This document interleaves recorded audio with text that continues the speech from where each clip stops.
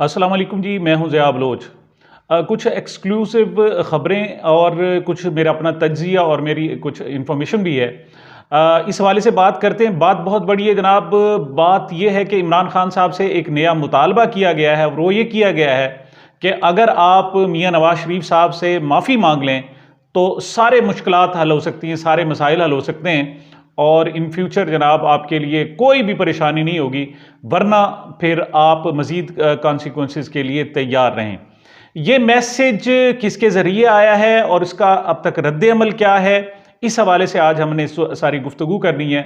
और इससे ये भी आपको अंदाज़ा हो जाएगा कि अलीमा खान साहिबा क्यों हफीज़ुल्लाह नियाज़ी साहब जो उनके बहनोई हैं उनसे किसी हद तक नाराज़ थी और उन्होंने लाताल्लुकी का भी ऐलान किया था और अब उनका जवाब भी आ चुका है हफीज़ुल्लाह नियाज़ी साहब का, और उन्होंने इसका किस अंदाज में जवाब दिया है, ये सारी चीज़ें डिस्कस करेंगे। जी, आगाज़ करते हैं हफीज़ुल्लाह नियाज़ी साहब ने। हफीज़ुल्लाह नियाज़ी साहब आप जानते हैं इमरान खान के बहनोई हैं। हसन खान नियाज़ी के वो वालिद हैं। हसन खान नियाज़ी इमरान खान के बड़े बावफा किस्म के कारकुन और बावफा किस्म के भांजे। वो इस वक्त फ़ौज की तहवील में हैं और हफीज़ुल्लाह नियाज़ी साहब उनकी रिहाई के लिए मुतहर्रिक हैं।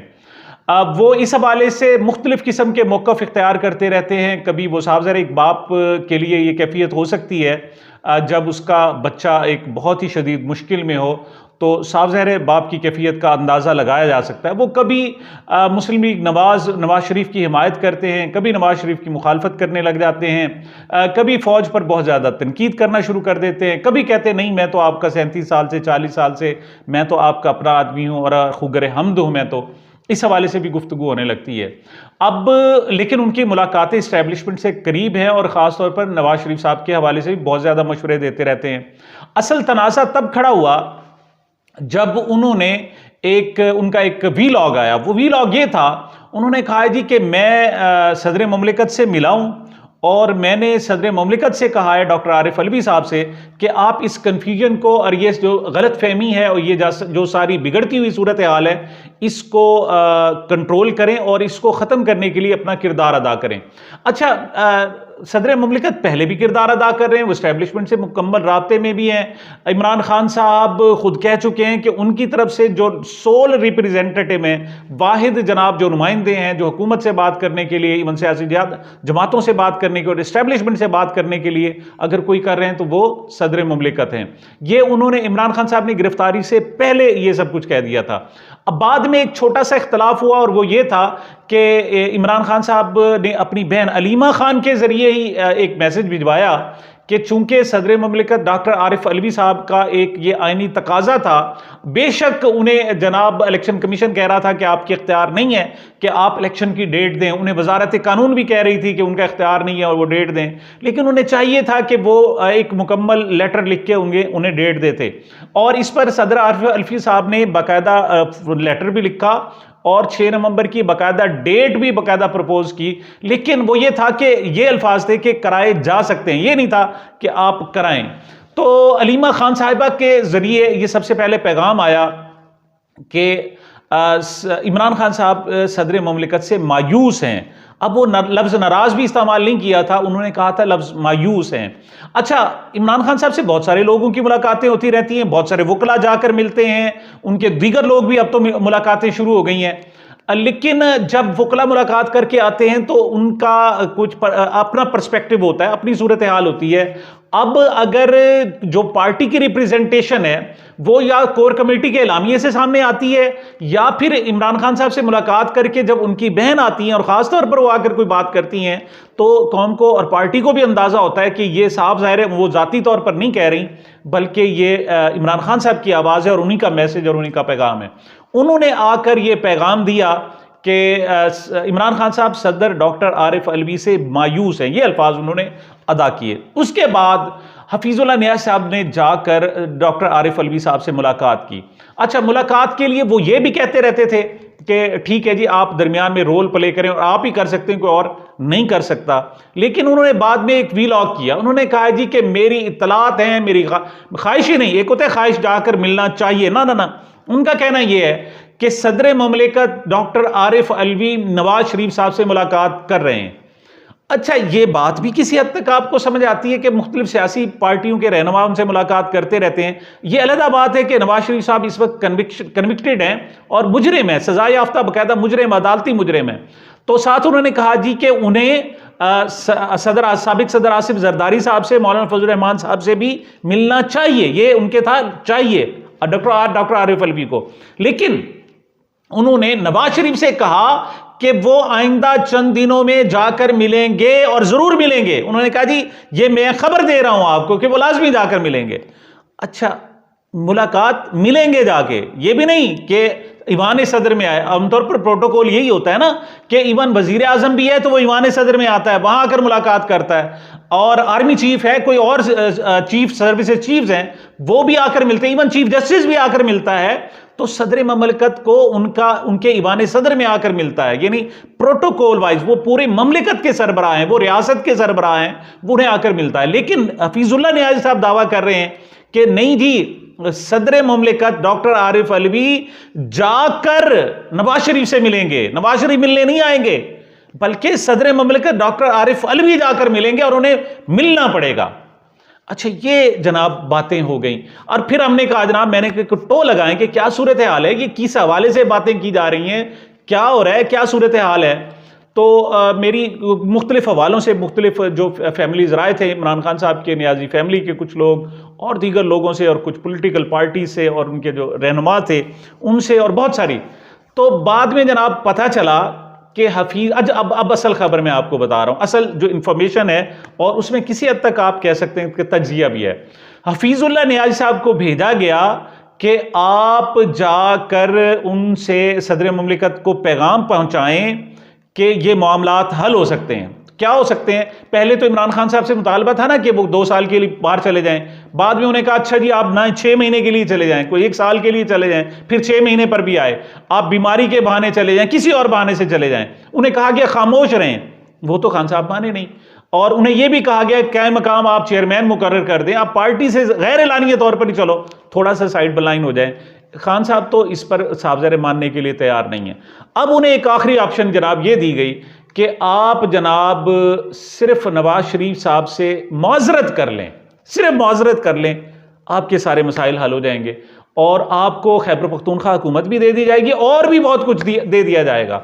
मतलब आप सिर्फ माजरत, किसी और से माजरत करने की जरूरत नहीं है, सिर्फ नवाज शरीफ साहब से माजरत कर ली। आपको याद होगा कि जब इमरान रियाज साहब था तो इनकी फैमिली के हवाले से भी की गई थी, बहुत सारे हमारे सहाफ़ी दरमियान में पड़े थे, और उन्होंने जनाब कहा था कि उनसे माजरत कर लें। अच्छा, दूसरी तरफ ये जो सनम जावेद है, बच्ची जनाब, वो जेल में कैद है, इस हवाले से भी उन्हें कहा गया कि आप उनके वालिद जनाब जाकर नवाज शरीफ साहब से माजरत कर लें और उनकी बच्ची की भी माजरत करा दें, तो जनाब ये मामला फौरी तौर पर हल हो जाएगा। और बहुत सारे लोग हैं जो माजरत करके आ रहे हैं, इसमें मतलब कोई नई बात नहीं। उन्हें पता है कि फ्यूचर के प्राइम मिनिस्टर हैं, डिक्लेयर्ड हैं, उन्हें कहा गया, उन पर फोकस किया जा रहा है। पूरी दुनिया में हमारी जमहूरियत बदनाम हो रही है, मुल्क बदनाम हो रहा है, डेमोक्रेसी, इंसानी हकूक, मीडिया, सब कुछ बदनाम हो रहा है, दांव पर लग गया है। लेकिन तरदीद नहीं आ रही किसी तरफ से कि जनाब ये फ्यूचर के प्राइम मिनिस्टर नहीं है। जो ओन किया जा रहा है जनाब कि हाँ जी हमने बना दिया है, सो बना दिया है, यही है और यही चलेंगे। खान साहब ने नहीं माना। खान साहब से कहा गया कि फिर जनाब डॉक्टर आरिफ अलवी साहब से भी कहा गया कि जनाब ये सिर्फ मुलाकात काफ़ी नहीं है, मुलाकात में सिर्फ ये नहीं कि सिर्फ मुलाकात हो जाए और मामला हल हो जाएगा, आप खान साहब को माजरत करनी पड़ेगी। और माजरत क्या है उसकी, चलो माजरत पे फिर आगे दूसरा खुद ही ऑप्शन दे दिया गया कि उन्हें अपनी गलती तस्लीम करनी पड़ेगी कि उनसे माजी में गलतियां होती रहीं। इस हवाले से ये जनाब उनसे ताज़ा तरीन मुतालबा है, और उन्हें कहा गया कि अगर वो नहीं मानते तो फिर जनाब बहुत गड़बड़ हो जाएगी। और ड्रावा वो जनाब ये जो खान साहब का लेटर आया है, ऐसे नहीं आया कि मुझे जान का खतरा है और अटेम्प्ट हो सकती है। वजह यह है कि उनसे जो मनवाने की कोशिश की जा रही है, खान साहब नहीं मान रहे, तो ऐसे में खान साहब को बाकायदा लिखना पड़ा, लिख कर भेजना पड़ा कि मुझ पर एक तीसरी अटेम्प्ट जेल में हो सकती है, और मुझ पर फिजिकली भी हमला किया जा सकता है, और स्लो पॉइजनिंग भी, यानी जहर भी दिया जा सकता है। तो ये ऐसे नहीं आया, ये उनकी सीक्वेंसेस के बाद में आया। लेकिन खान साहब खड़े हुए और उन्होंने अब यही बात उन्हें खानदानी ज़राए से भी अलीमा खान साहिबा ने जाकर बताई। तो खान साहब ने मुबैना तौर पर यही कहा कि नहीं, उन्हें पहले ये बातें पता चल चुकी थी और उन्हें इसका जवाब दे दिया था। तो इस पर जनाब उन्होंने आकर अलीमा खान साहिबा ने कहा कि देखें, ये जो हफीजुल्लाह न्याज़ी साहब सदर ममलिकत डॉक्टर आरिफ अलवी से मिले, ये हमारे नुमाइंदे के तौर पर नहीं मिले, मेरे बहनोई हैं लेकिन मेरे खानदान के तौर पर नहीं मिले। उनका तो हमारे से 10 साल से कोई ताल्लुक ही नहीं है, बल्कि अगर वो मिले हैं तो वो मुस्लिम लीग नून के रिप्रेजेंटेटिव के तौर पर मिले, उनके नुमाइंदे के तौर पर मिले। अब जनाब ये जैसे क्लियर हुई तो इस पर जनाब न्याज़ी साहब को गुस्सा आना था। तो अब उनका जवाब भी आ चुका है जनाब। उन्होंने एक 25, 26, 27 मिनट का एक व्लॉग किया है उसके मुकाबले में, उसके जवाब में, कि मैं जनाब अलीमा खान साहिबा के जनाब गैर ज़रूरी और मुतनाज़ा किस्म की गुफ्तगू पर उन्होंने कहा जी मैं जवाब दे रहा हूँ। जवाब में जनाब उन्होंने किलाबे मिलाए कि मैं तो, खान साहब तो कोई चीज़ ही नहीं है, मैं तो उससे बड़ा सतह का सियासी लीडर हूँ, और खान साहब जब क्रिकेट खेल रहे थे मैं तो उस वक्त भी सियासत कर रहा था। उन्होंने कहा जी मेरा ख़ानदान जनाब मुस्लिम लीग नून में रहा है। फिर कहते हैं जी मैं जमीयत में चला गया था, कायदे-ए-आज़म यूनिवर्सिटी में जनाब मैं जमीयत का सदर रहा, जनरल सेक्रेटरी रहा। फिर वो कहते हैं जनाब भुट्टो साहब जो आते थे तो हमारे घर ठहरते थे, मतलब उनके रिहाइश क़याम व तवाम सारा कुछ मियाँ वाली में आकर वो जनाब भुट्टो फैमिली का उनके घर में होता था। तो अच्छी बात है, उनके ताल्लुकात रहे। तो फिर वो कहते हैं जनाब कि फिर नून लीग का सफ़र है, आपको पता है वो जनाब वो भी बड़ा अरसा 1992 से लेकर 2013 तक तो उनके साथ रहा। ये तो 2013 के जो इलेक्शन होने लगे थे उसमें जनाब इतनी बड़ी फहरिस्त दे दी जनाब हफीजुल्लाह न्याज़ी साहब ने मुबैना तौर पर इमरान खान साहब को कि इन सब लोगों को टिकट चाहिए। तो खान साहब ने तो टिकट ऐसे सुनने से भी इनकार कर दिया। जब इनकार किया तो फिर ये मसाइल पैदा हुए, फिर जनाब वो चले गए नवाज शरीफ की तरफ। तो अब जनाब ये सारी उन्होंने अपनी खिदमात गिनाई हैं। उन्होंने कहा जी मैं नवाज शरीफ का साथ दे रहा हूँ कि वोट को इज्जत दो। अच्छा, अब यहां दोगली पॉलिसी देखें खान साहब की, हफीजुल्लाह न्याज़ी साहब की सिर्फ 2 दोगली पॉलिसियों का मैं जिक्र करूंगा। एक तरफ तो कह रहे हैं जनाब मैं नवाज शरीफ का साथ दे रहा हूं क्योंकि वो वोट को इज्जत दो की बात करते हैं, लेकिन अब तो वोट को जिल्लत दो की बात हो रही है, अब तो वोट को इज्जत दो की बात हो रही है, वोट की इज्जत दो की बात तो नहीं हो रही। इस पर जनाब वो कहते नहीं जी मजबूरियां रही होंगी, कुछ मजबूरियां होंगी उनकी। अगली बात वो कहते हैं नहीं मैं एस्टेब्लिशमेंट के सख्त खिलाफ रहा हूं अब तक, मैंने जितना किया जनाब, मैं तो कमर जावेद बाजवा का नाम ले लिया जाता था, मैं तो उस वक्त भी जान हथेली पर रखकर बात करता था जब किसी को जरूरत नहीं होती थी।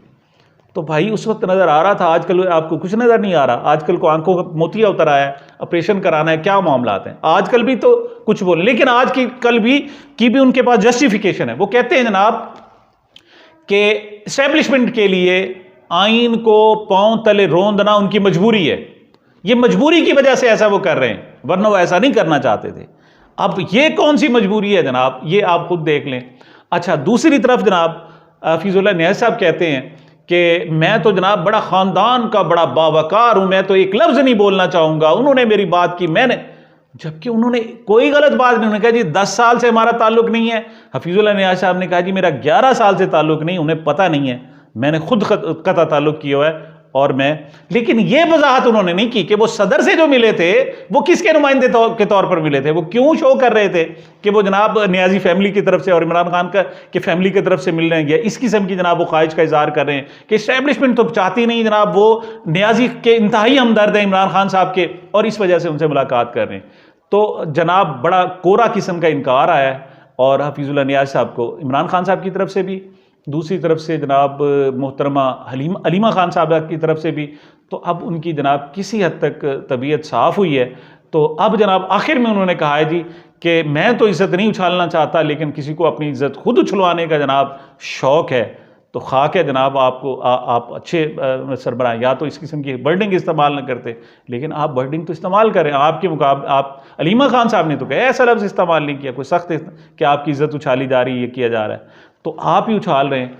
तो ये जनाब सूरत हाल थी। इस वजह से वो फ्रस्ट्रेशन का शिकार हैं हफीजुल्लाह न्याज़ी साहब, और इस वजह से उन्होंने कुछ जनाब सख्त बातें भी की हैं। भारत जिसका बेटा जनाब इस वक्त जेल में हो और उसकी जनाब बड़े मुश्किल में फंसा हुआ हो, तो एक और बात भी कही उन्होंने हफीजुल्लाह न्याज़ी साहब ने, उन्होंने कहा जी मुझे ताने दिए जाते रहे कि मैंने हसन खान यानी अपने बेटे को पीटीआई में और इमरान खान के साथ जो लगाया है दर हकीकत नून लीग के लिए जासूसी करने के लिए लगाया है जनाब में उन्होंने, ये भी उन्होंने खुद कहा। ये देखें पार्टी की तरफ से कोई जुमला नहीं आया, कोई एक सिंगल बात। पार्टी तो ओन कर रही है हसन को कि बेशक उसने जनाब वो लहराई थी अपनी स्टिक पर, जनाब पेंट लहराई थी, इंतहाई गलत किया था, इंतहाई घटिया हरकत थी, इंतहाई किसी तौर पर भी मुनासिब नहीं था। तो लेकिन उसके बावजूद पार्टी तो ओन कर रही है। तो जनाब असल खुद ही बात बता रहे हैं जनाब हफीजुल अनियाज साहब। तो खान साहब के हवाले से जनाब इंफॉर्मेशन थी कि माफ़ी मांगो वरना खैर नहीं है, और खान साहब ने कहा है कि जब तक अल्लाह ना चाहे मेरे लिए खैर ही खैर है, तुम कुछ नहीं कर सकते। सामिन, ये मेरी अब तक की गुजारिशात थी। मुझे मेरे चैनल को अपनी मोहब्बतों दुआओं में याद रखिएगा। मिलते हैं छोटे से वक्फे के बाद।